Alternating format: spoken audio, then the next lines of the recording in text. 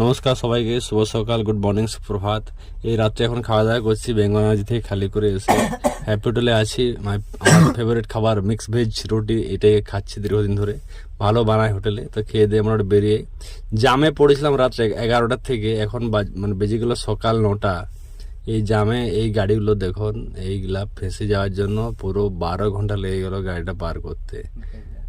এমনভাবে ব্রেকডাউন হয়েছে গাড়িটা, কমসে কম 7 থেকে 8টা গাড়ি খারাপ হয়েছে। এখানে একটা, এর থেকে পিছনে ছিল গড়ে 4টা গাড়ি, আগে 2-3টে গাড়ি আছে। তো এমন পরিস্থিতির মধ্যে চলা হচ্ছে, বলার নেই।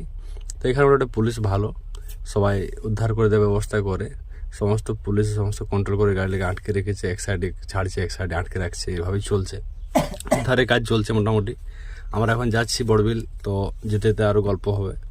সকলে ভিডিওটি দেখবেন, ভালো থাকবেন, ধন্যবাদ। জল অনেকটা আমরা নিয়ে বেরিয়েছিলাম, পুরো জল 70-80 লিটার